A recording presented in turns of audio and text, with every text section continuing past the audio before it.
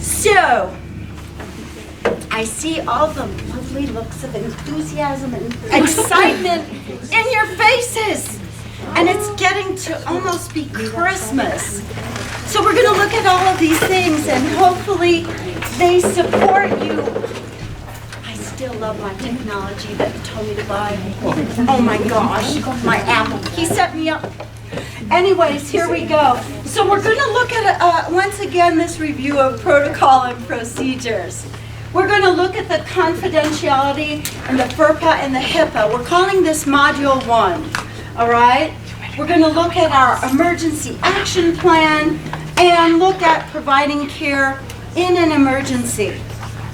And what I know about all of you, and many of you have been here for a long time, who is brand new here? You've all been here because your faces look quite familiar to me. Quite wonderful. I always feel like I come home. I got a lot of hugs already today.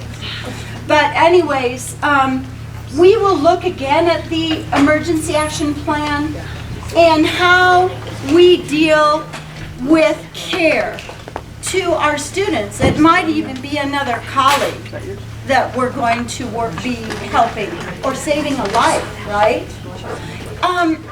And then we're going to, at the end, your exit out will be very simple.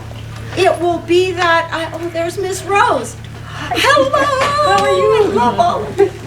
Good to see you. Oh, it's good to see you. And so anyways, then I really want you to think about as we're doing this training, I want you to consider, I want you to consider what your needs are. And then I will bring that back to administrators to support your work as well. So I think we just about have everyone here, and we've already had a little bit of discussion. And thank you, Andrew, again. You're the bomb diggity. And next time I'll have a video for us too, so it might get more complex. So we will begin out of respect for all of us, and I will be the first one to do so, okay, because in this work, it is all about role modeling. I was just working with some amazing teachers who are also ski teachers who actually worked with Ernie Blake many years ago up on the mountain and taught skiing, but also worked with autistic children. And I said, what is my takeaway? What are you going to give me today? Because I'm going to Taos, and they said, greet Taos for us. What is the main intention? What should I bring? What should I share with these incredible teachers? And as I said, I'm humbled for the work that you do. And they said to me, remember to tell them from the very start, number one, to have compassion for the children, to have compassion for our colleagues, to have compassion for our parents in these times. And secondly, he said to be authentic. And when we're being authentic with the people we serve, with the people that we work with, and we find our humanity, something happens in our hearts and their hearts, and they'll be more receptive. And thirdly, he said to have integrity. And that's not always easy, especially when we're working in a community, in any community in the world, to keep our personal integrity. And he said that these very sensitive children that he worked with, my friend Daniel, who worked with autistic children and adults and worked up as a ski instructor, he said people pick up on that right away. And if you're not practicing that and role modeling that, then we'll see even more difficult behaviors, right? And I thought, oh, well, That's 3 words. That's pretty simple, but it's very complex, is it not? Would anybody like to respond to that in any way where you've maybe even felt that today in your work? There's so many things that come upon us. Are we all good? You can write that down, maybe something to take with even during this holiday with our own families and community. So I bring that to you today from my friends that I work with.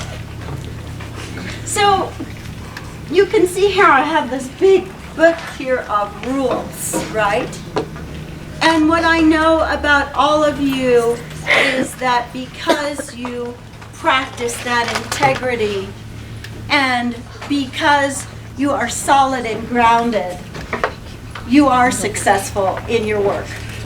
And I know that to be true of you because as I look around, I feel like I know all of you really pretty well. And so once again, our question is, and I always ask myself, you know, what is my responsibility as a mother, as a wife? I have a new puppy, right? What's my responsibility? What's my responsibility as a trainer? And so what I would like you to do in the realm of, and I know we've probably discussed that, some of us before, what is it that I need to know in this district as far as my responsibilities? And it's always good to look at. I always look at that about once a month. What is my responsibility in different areas in my life? So, and I create rules for myself. But what do we also have in this district that helps us to make the students feel safe, that helps them to know that we're authentic supporters of them, that makes them feel really safe? What is it in this district that we have that we can actually look at online, or a lot of times it'll be right on the teacher's desk? What is there for us? Begins with a P. Protocol and procedures. And when I don't know about all of you, but when I'm following that at home or in my work, I notice that people around me feel safe. So can anybody say, when is the last time you might have browsed and looked at that? It can go right down to, are you allowed to wear the ball cap or not? You know, are you allowed to have your cell phone on at lunch or not? And I'm asking you because rules and protocol and procedures can change, right? So right now, for our rules, protocol, let's all turn off our cell phones, and I'll be the first to be a good role model. Alrighty? And I turn mine completely off because I think it's really important to sometimes take a break from this even. It's really freeing. So thank you for turning them off. I really appreciate it. Thanks, everybody. So that would be a protocol or procedure. And all I can say to you is when you get into the many different situations and emergencies that you do here in the district, it is a wonderful resource to use. Does anybody here ever go through it? A show of hands if you do. And does anybody at all ever look at it? Well, the superintendent sent us Monday superintendent. Most of the time at the end of the email, she has some protocols and rules that we go through. Nice. So you do that. That's really good. Very wonderful. Alrighty. So what we're going to look at today is how we need to respect families and their children, our students. And is anybody familiar with FERPA? FERPA is the Family Educational Rights and Privacy Act. I have a real hard time with acronyms because people say, are you following FERPA or this or that? And I always say to people, could you please tell me what the real meaning of this acronym is? You know, oh, we're going to have a SAT. SAT where? Sat down? Sat who? You know?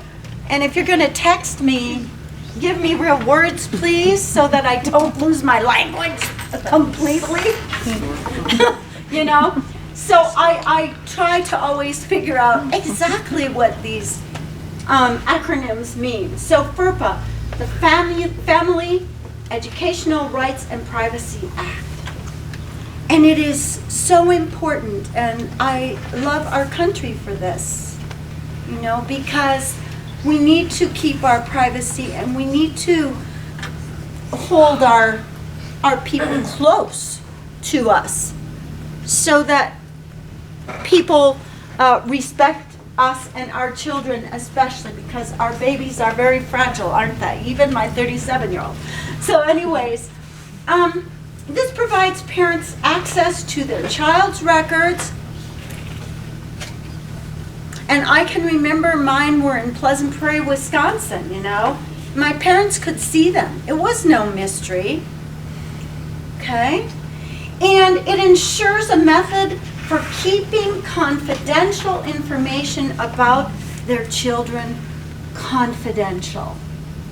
And we've spoken about this before, but this is really now the formal version that the state would like us to know. All right? So what I'd like you to do, because we are a very large group, I would like you, so I'm not going to have you traveling all over, but I will have you get up so that you don't stick to the chair at some point. But anyways, what I would like you to do with your shoulder partner, any shoulder partner, and if you don't have a shoulder, then just move over by somebody. It could be your shoulder partner. And so what I'd like you to do now, to think about a little bit, just right now, about situations where you could be compromised with maybe confidentiality or accidentally sharing information with someone who really shouldn't know anything. Because it can be very hurtful, right? If we share certain information, because some information is not for everyone to hear, you know. So what I'd like you to do is to do that now. So I'll be seeing you talking to each other about confidential situations with students, and they've already started. Those three are having the conversation about keeping privacy with students. And I have one right over here.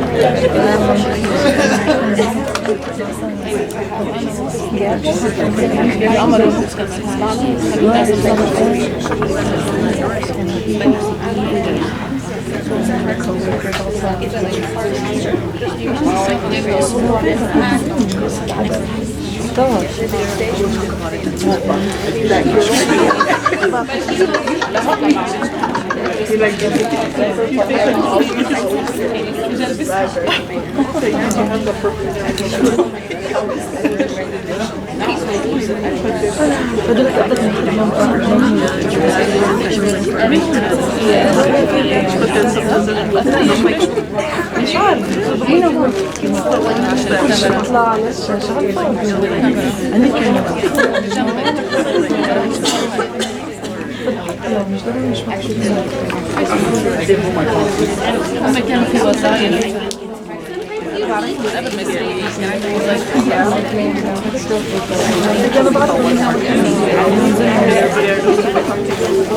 زمان وبين كانت 2008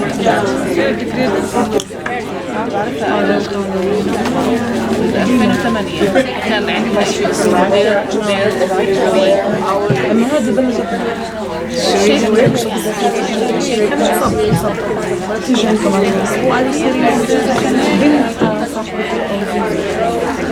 ضيع عليك لما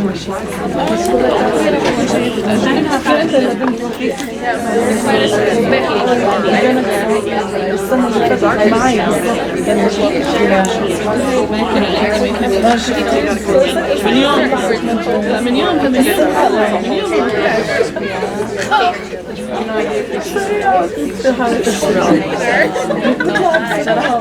All right, thank you. We'll come back together. And it looks like we have more people coming in. There's chairs back there if you guys want to grab them from those tables. And we will continue. Yeah, you may sit wherever you can see. Let's put it that way. All right? Okay. All right. I know I had a good conversation. And would anybody be willing to share? Yes. Well, here in our table, we think the more important thing is some sickness or illness that at least we have that is, something important, not something that is, of course, confidential. And very good, yeah. And we also thought that if there is something else that the parents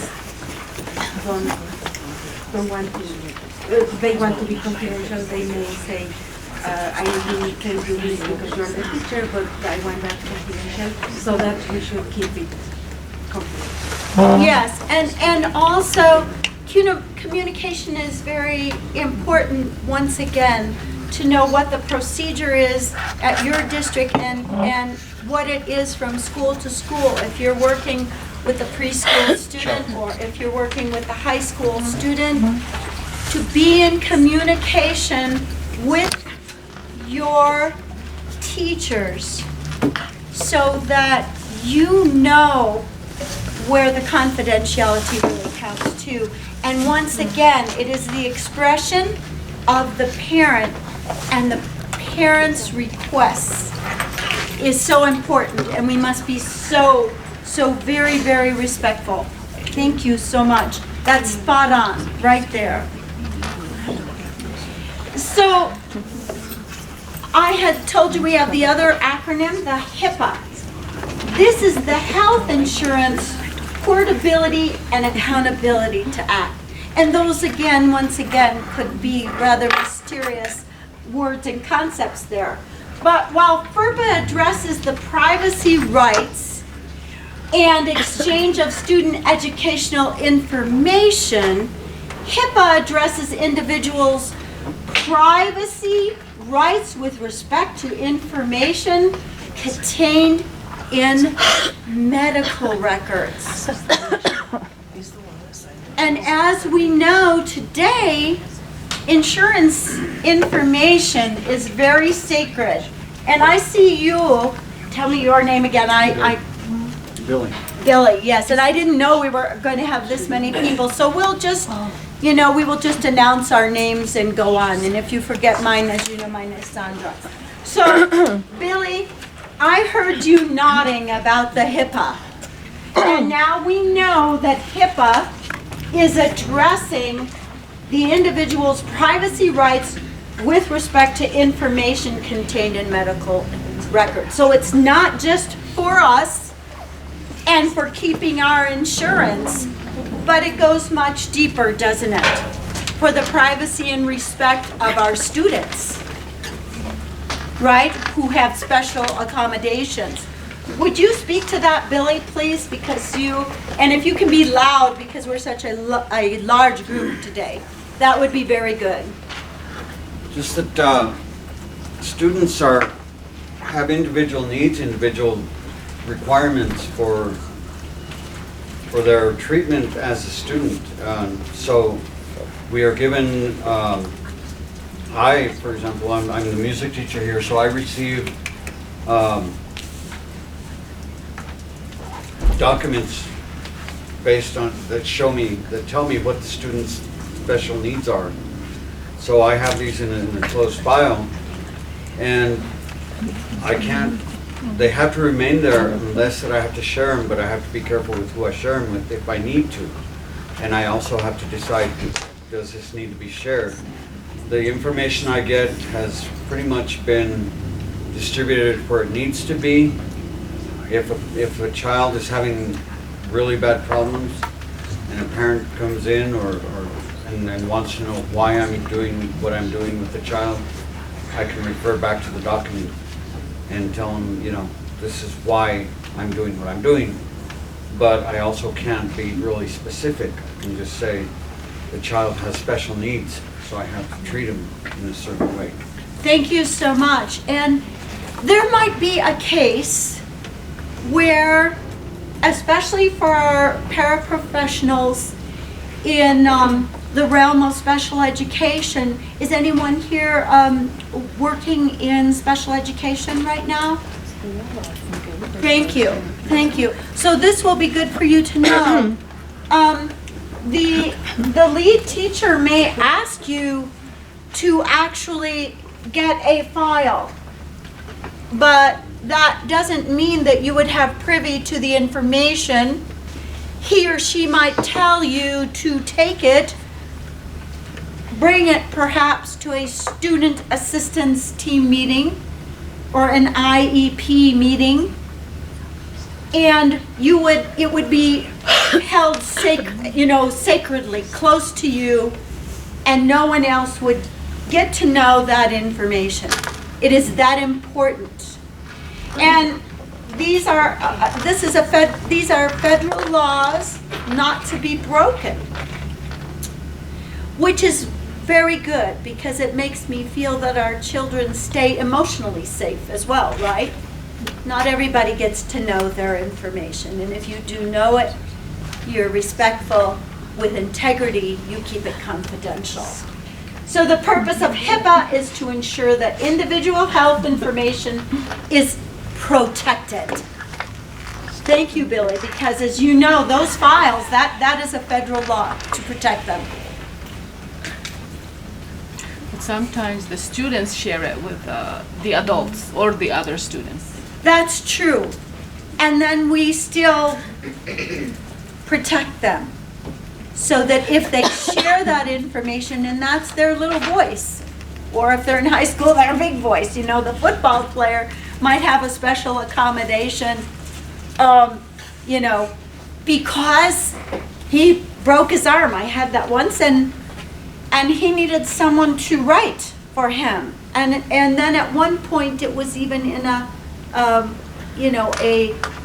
assessment, a national assessment, but he could not write. So there was an accommodation for him. And, he did tell people, but it wasn't used in a way that was disrespectful. And I think we get to that point. So, point well made. Thank you. Yeah.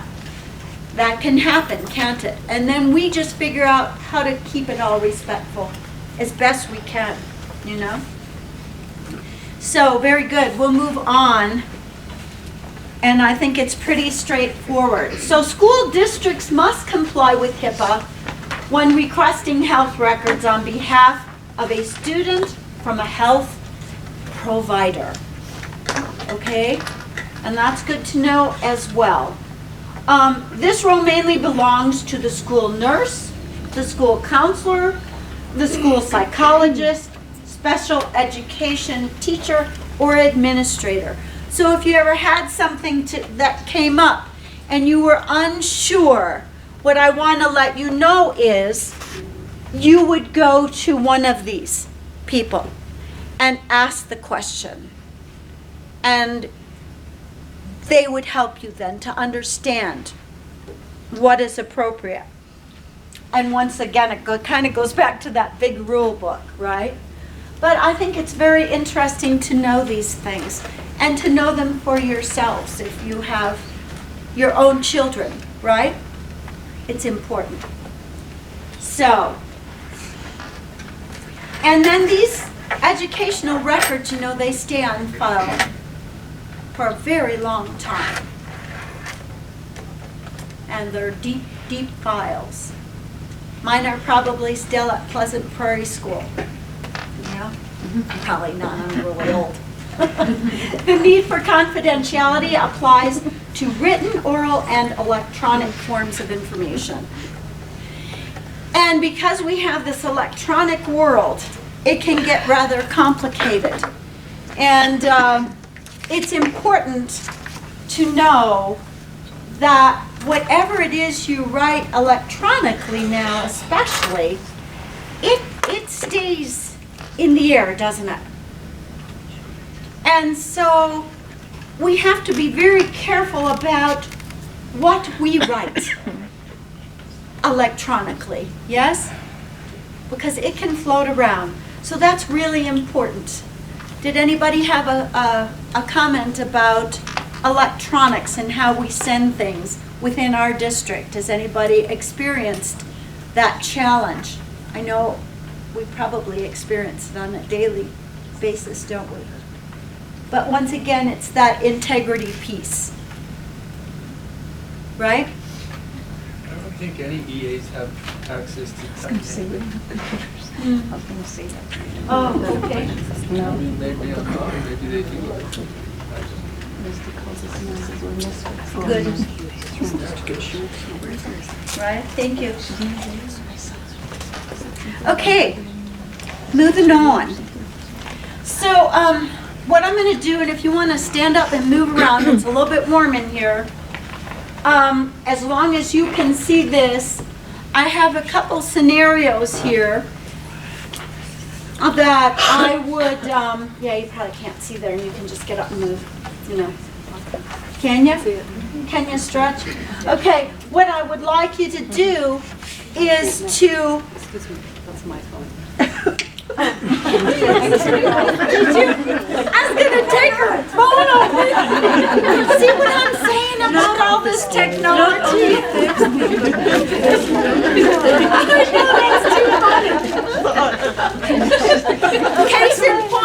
Case in point.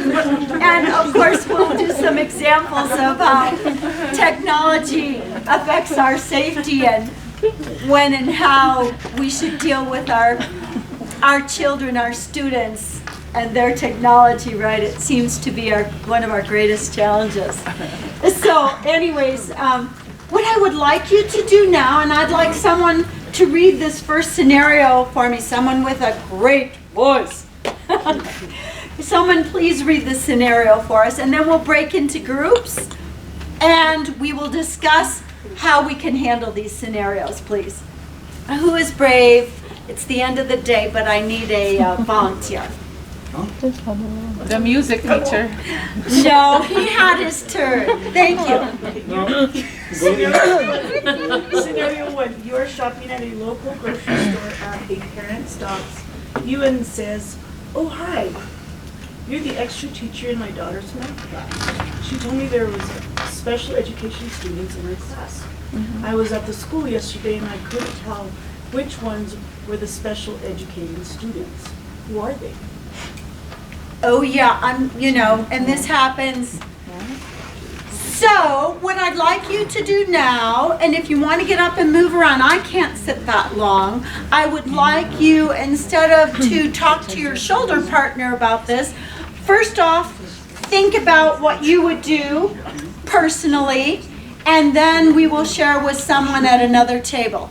So I'm going to give you just like about a minute to think about this, and then we'll move on. I won't use my phone to count the minutes. I'll actually count them on the seconds, I'll count them on my fingers. So think for a minute. One question first. Yeah, sure. When you said, Just a minute. Let's listen to the question. Let's listen to the question before we start discussing the first scenario. Yes. so one is a special education student, so it could go either way. It could. So, well, one of them is flattering. Both are flattering. None are flattering. So which one are we talking about? I'm not sure if I understand your question. So special education is a big umbrella. Yes. So many students could be under that umbrella. So are you Yes. talking about everybody under the umbrella? Well, what we're talking about is someone was trying to find information that is actually confidential. So someone posed the question, oh, hi, I really don't know. So this is, let's clarify this scenario. This is someone who really doesn't have permission to get information. And let's say it's a person from the outside. You could be at the store. You can create your own little scenario out of this. It could be someone walking down the hall who you know does not have the requirement to know private, confidential, FERPA information. Right? Now, as you said, there might be students who share with each other, oh, I'm special needs, I have this, I do this. That's different. That's that child, that's the person themselves. But what we want to avoid is the other situation where random people come in and start asking questions about what they don't need to know. So think about that for a minute. Who are they? Who are those special needs students? And it's not someone from the students assistance team or the IEP team who's asking. This is my student, I work with this student. It's just some random person, okay? So, take a look at that scenario, and what would you say to that person? How would you handle that situation? So I think all of you have thought about it, and I'm going to ask you to discuss it with a shoulder person.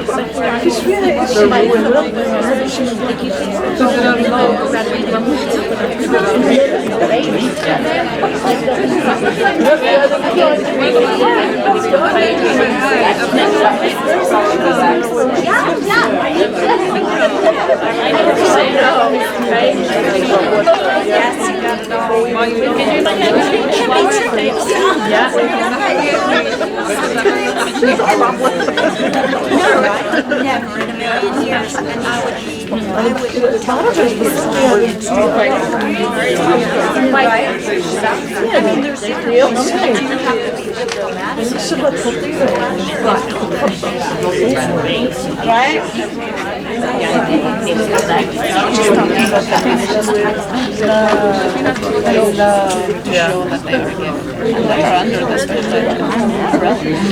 This one either knows. I could tell you a great story on that note, and it is very interesting, and I'm glad you bring that too, right? So you have a story. I have a whole story. Are you going to share? It's quite confidential. It's a young piano, but a very, it was really very beautifully fashioned.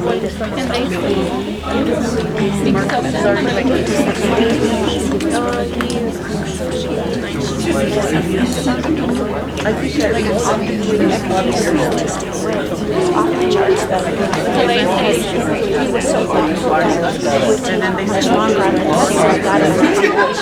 I was always glad but they were going to appreciate it.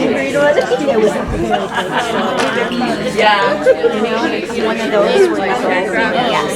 Yeah, we can college now, that looks so. I know his biography.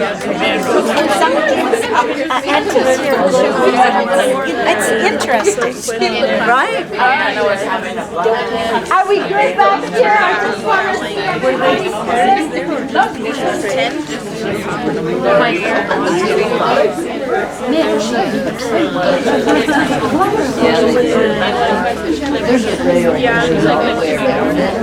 Water level, and they can hold on to that.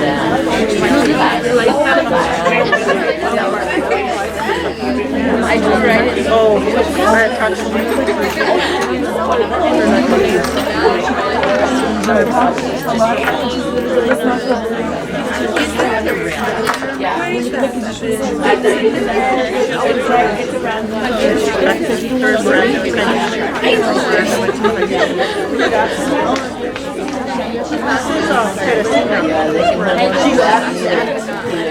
go down. Well, that's got good ideas. Oh, yeah. Thank you so much for your insightful discussions, observations, and ideas on how you would handle this scenario. Because it could be handled in many different ways. And once again, it's important, isn't it? And I see nods everywhere, and I heard some great conversations. And I heard a conversation on at one table about the gifted student and that perspective. And then we also were talking back here about our assessment needs as paraeducators and educational assistants on perhaps getting a little more insight into our students' needs as you're attending an IEP meeting. And so I will bring that assessment need later. We won't get into that right now, but I'm going to bring that to our SPED director and to administrators. And then this table over here with we were nodding back and forth. Could you please speak to some of the discussion you had on scenario 1? Just briefly. What you would do and what you think. Just briefly. What we had just said was, if they have any questions, you can refer them to, talk to the principal or something, because we can't give information. Bravo, and that's it. Or to it. the main, teacher, Yeah. main teacher, whatever, yeah. Perfect. And I think it's a great idea also to appraise that lead teacher of that particular individual that approached you. I like that. That's great. Perfect. And over here, there was a great terse response. Tell us your name. Rosalie. Rosalie. And you had a great idea to tell us your name. Michelle. Rosalie and Michelle. Well, it's a red flag immediately if somebody says, "Who are they?" Bravo. You would never tell. Never. You would just say, because of federal regulations, you cannot discuss that. Because of federal regulations, we cannot discuss this information with you. That is so clean, you guys. That was great. And then I like also what you had to say. Tell us your names again. Sandy. Sandy, yeah, that's right. And Tedesina. Tedesina, the whole fact that when the red flag comes up for you in these situations, then you know, and you get that intuition, you get that gut feeling, that's going to be shared then with your immediate supervisor. And it's always best to go to your immediate supervisor. And we've talked about that in trainings before. I didn't even have to bring that to you because you know all of that. Right? You bring it to the right source right away. And that's how we deal. Okay, good. We have a second scenario. If you need to get up and move around, please do. So, yes. So anyway, scenario 2. Would someone with a nice voice please read this for us? You're looking. You're looking. Okay, scenario 2. Thank you. You are in the school cafeteria and a cafeteria worker says, "Excuse me, I've seen you come in for lunch with Kaylee. She has asked for ice cream with her lunch. I thought she is a diabetic. Is she a diabetic? And should she have the ice cream?"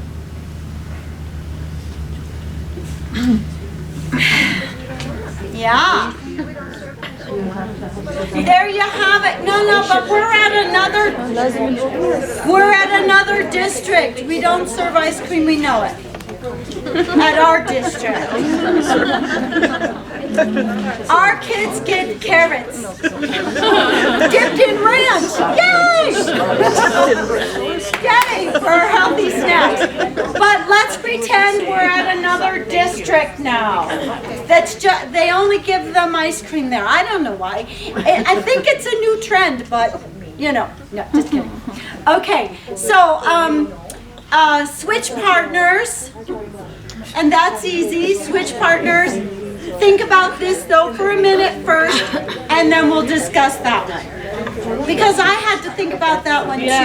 This is a tricky one. It's a trick question. People. Okay, so give me a minute. I notice my voice is getting louder and louder. Robert's Rules of Order. Stop. Thank you so much. I'll get very quiet. Robert's Rules of Order. We're going to get very quiet for just a minute. I'll count 60 seconds so you can think about it and then discuss. Yes, but we'll answer your question really fast. Is the cafeteria worker a sub-cafeteria worker or the main cafeteria worker? Okay, I love this question. Martin, I love it. So, all right, Robert's Rules of Orders, no sidebars for a minute.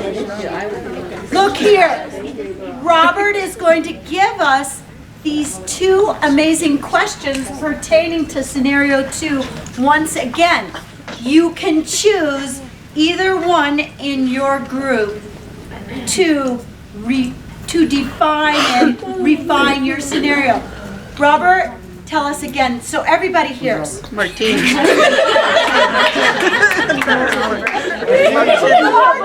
Come on, Robert.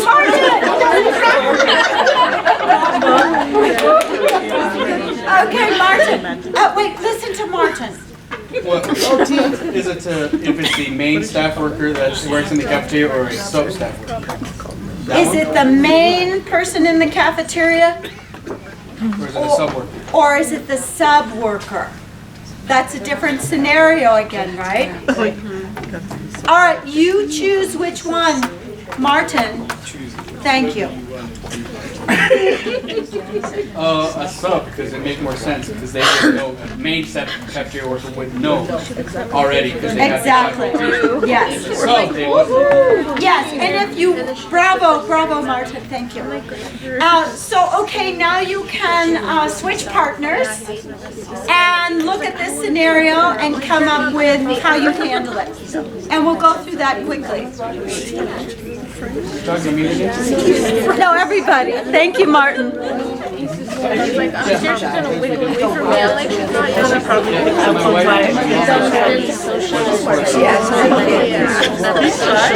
Yeah. Well, if you don't know, that's like Sonia. I noticed that after this and Sonia does the same thing with each side.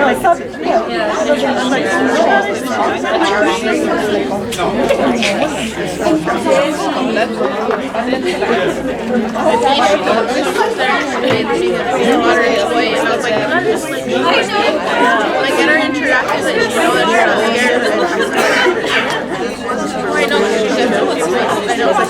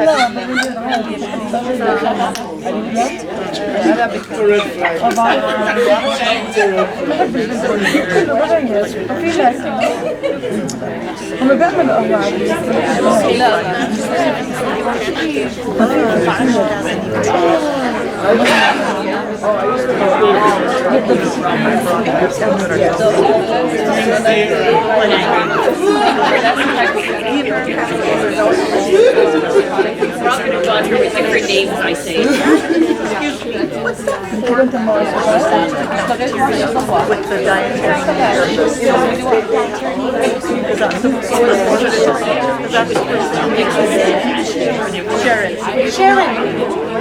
What is that? Miss Sandra. I'm getting Miss Sandra. And it says like she didn't have. You are having the best conversations on this. And every time we have these, I learn more too. And I learn about what's going on in your district and what you need to know. Because many of you are masters of the rules. But some are still figuring it out. And it can even change, these scenarios can even change from school building to school building. And that's great to know, because some of you move around to different places. Like I just found out Martin's not in the middle school, which they're going to be missing him because all the kids loved him. And now he's in the high school.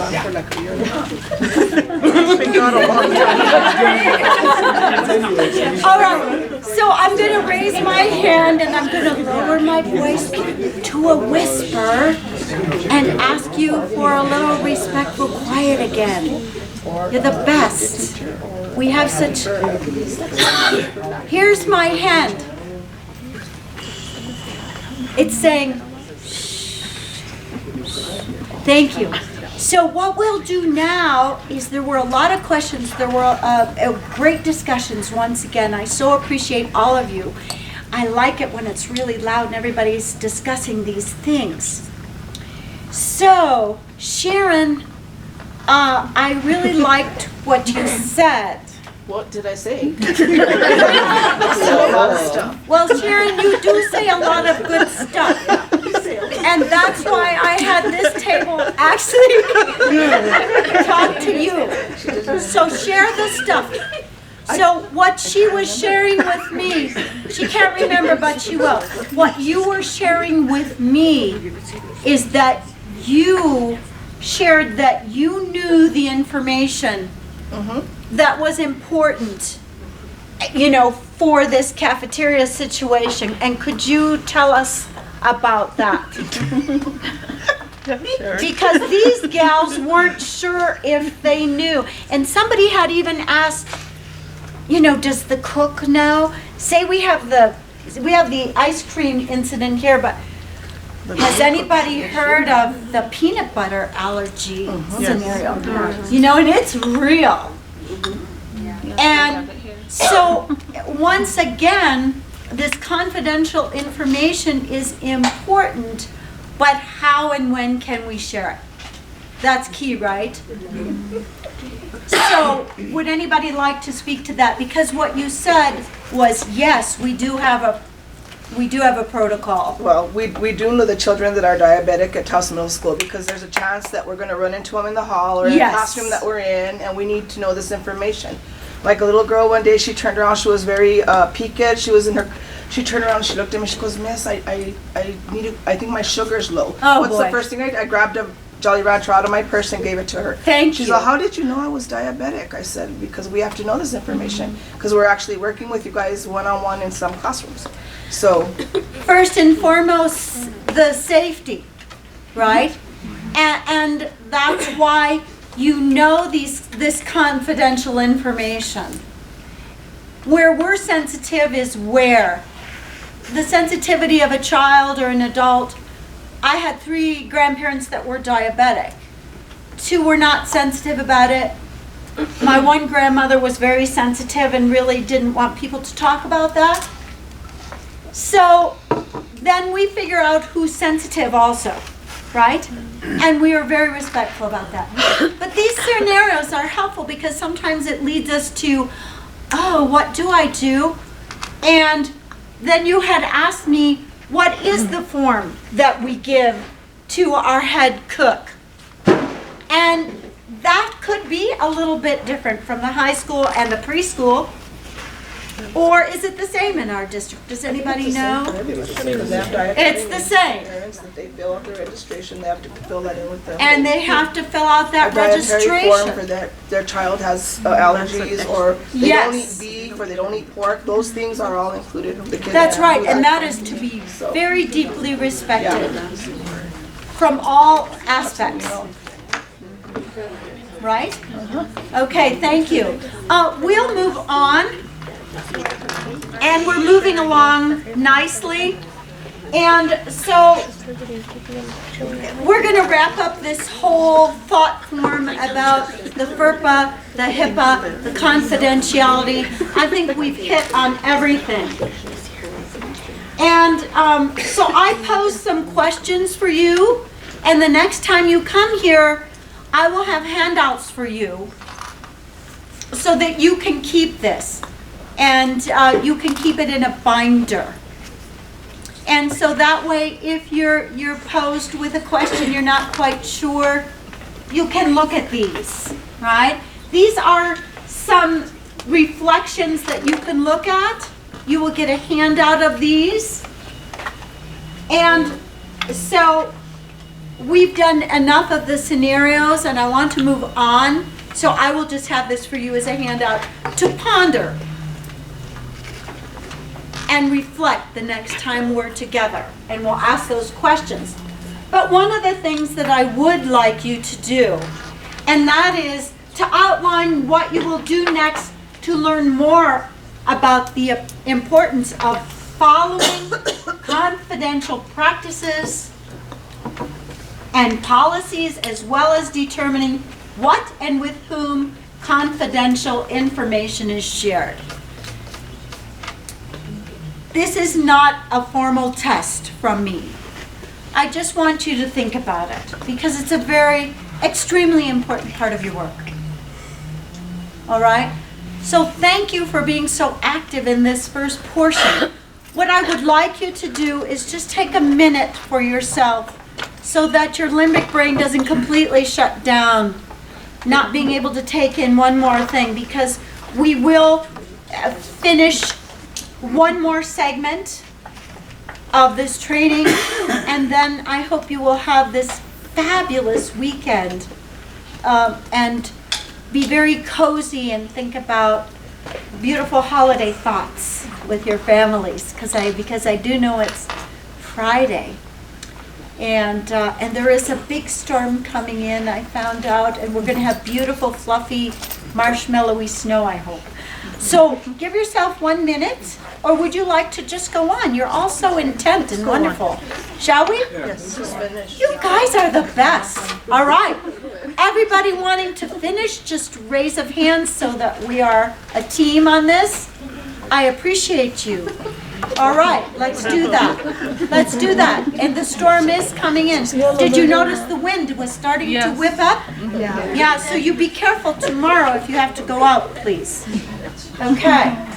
So, you will be getting this handout as well. And it is a complete review of the important points of what we just did. And so, it's fresh in your memories. You will get this handout on the confidentiality, the FERPA, and the HIPAA from me. All right? And so now we will move on to the next point.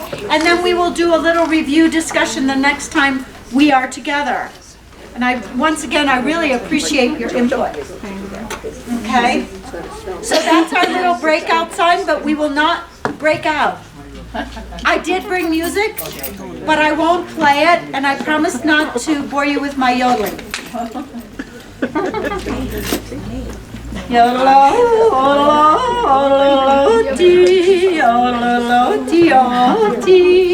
Safety first. Safety first. We have gone through this before.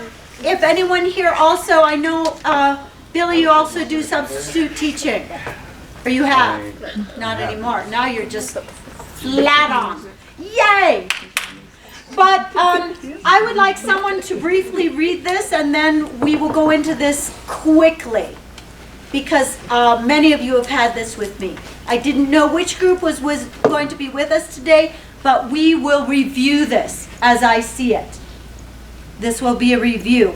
Would someone please, with their best and deepest speaking voice, read this for us? Yay! I'll read it, but can I suggest something for Yes. this meeting? Can we start a little bit later, because there's like 3 schools coming from different places. Some of us have duty. And Yes. we probably missed the first half hour. One group came earlier. I'll raise my hand and answer that question. No sidebars. Thank you so much. I appreciate no sidebars right now, because I will finish this course with you, Module 1. So the more quiet you are, the more I can answer that. I would like you to speak to your administrators, and I shall as well, because we had a group come in quite a bit earlier than the other group. So we'll have to figure that through. All right? And we'll address that situation. And thank you for coming in so quietly. I really want to thank the people who came in later. You came in beautifully. There was no disruption, so we'll discuss that. All right, thank you. Yes, all right, thank you. Okay, so safety first. Follow emergency procedures and the teacher's manual. Adhere to the emergency action plan posted by the classroom door. In case of student injury, tend to the student and ask a responsible adult to get immediate help from the office. Always be proactive and manage an emergency situation with a calm demeanor to avoid hysteria. Yes, thank you so much. Beautiful voice. Once again, we had that big book of rules, of course, which we have our procedures manual. And I know that this district has gone to great length to post the emergency action plans. Can anybody here tell me what an emergency action plan is? I know it's the end of the day. Yes, Martin? Based upon each emergency, whether it be fire, Listen. shooting, or any other type of disaster, there's an action plan to follow in terms of what protocols we follow, how we exit the building, where we exit the building, so on and so forth. Bravo. Your homework this week, I was going to take you around, but we're such a huge group, and I don't want to distract the children. So your homework for this week is the areas where you are working and serving. I want you to look for the emergency action plan. I want you to study it. If you do not find it, I would like you to report that to your secretary. She will be, in this case, your immediate point person, and see if on your website, and that's another part of your homework, see if you can find that. It is so useful in an emergency situation. We want to always be proactive and manage an emergency situation with what? Complete calm. And with all of you, we have practiced the 6-second rule, and that is before you move forth, you never move forth in hysteria. You give yourself 6 seconds, doesn't take long at all. Ground yourself. Think about where you find what you need to get the children where they need to be safely. Or it could be a first aid situation. So you know how to care for a colleague, a child. It could be a parent. And anything can be dealt with as long as we're calm and we know the procedure. Anything in life can be dealt with. It really can. But it's necessary. Okay? So we'll move to the next point. So your homework is what? Can someone tell me what the homework is? Yes? What's our homework? What is your name? Oh, me? Yeah, because I saw your hand move. Follow safety procedures? Yes, and this week, though the homework is to, in your area of work, to do what? Look for the action plans.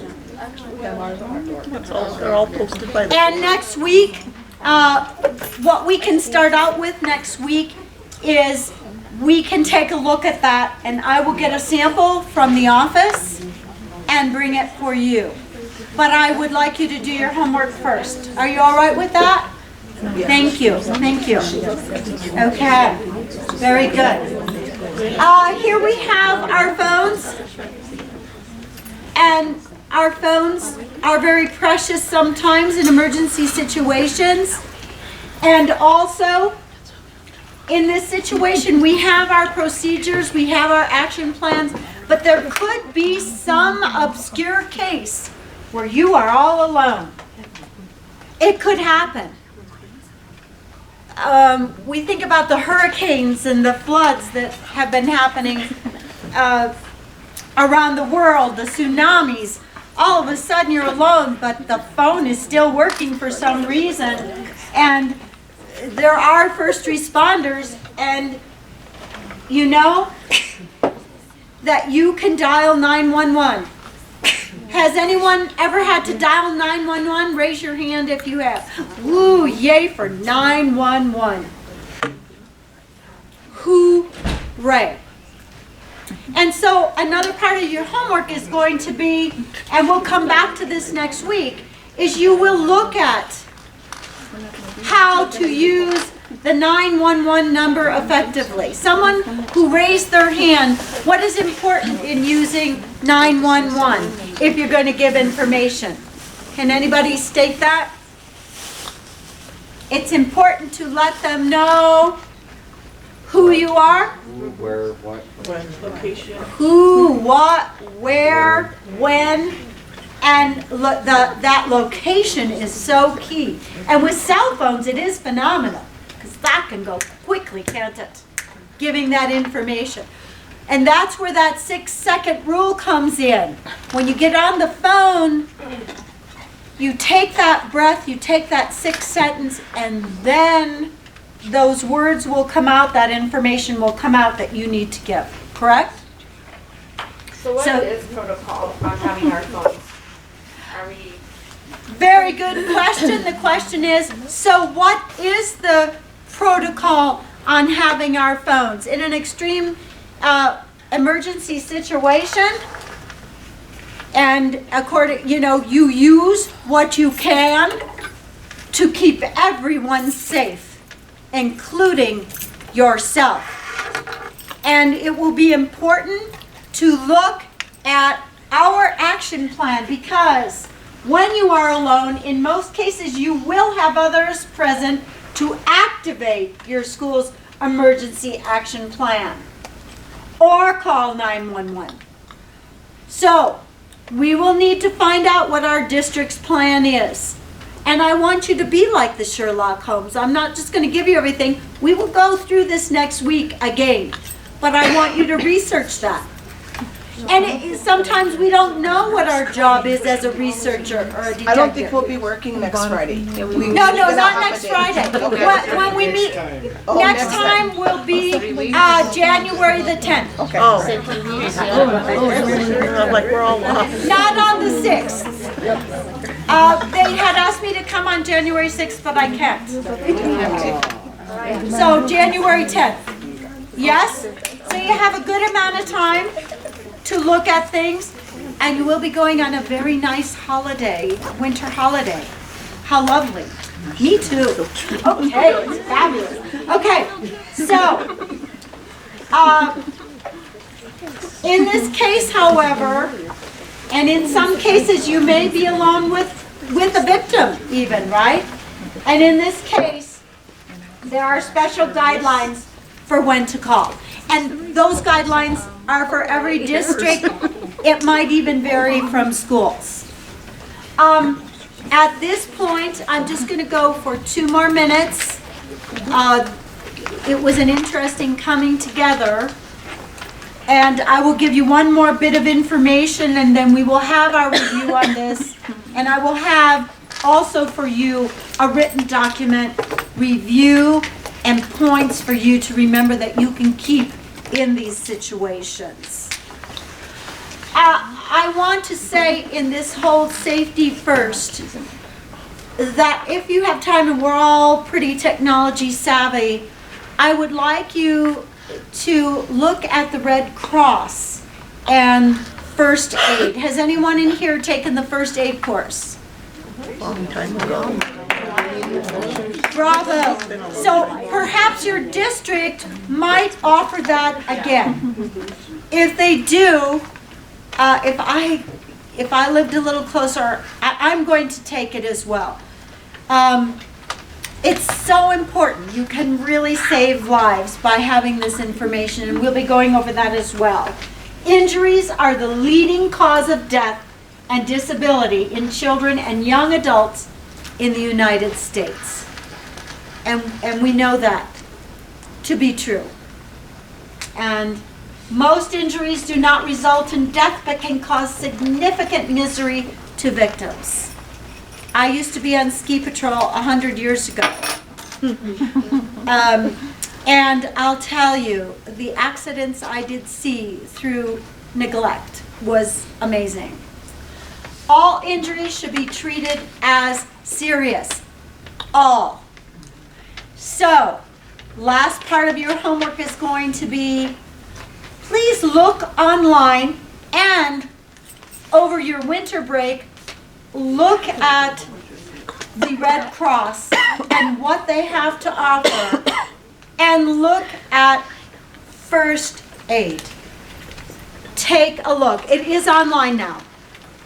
And it will make you feel safe.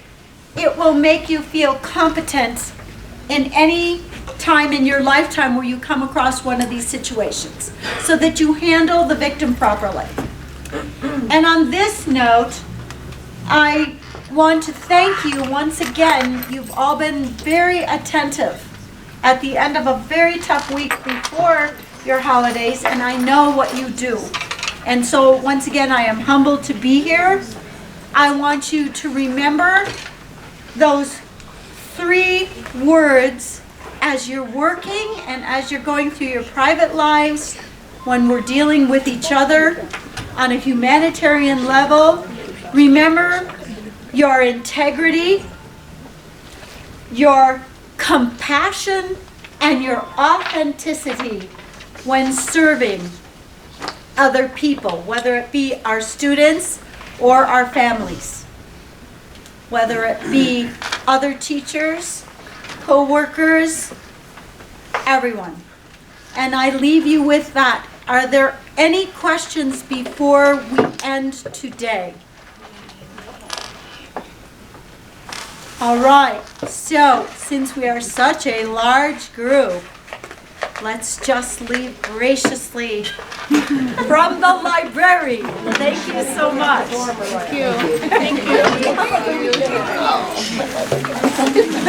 Shining up like an owl. Great group.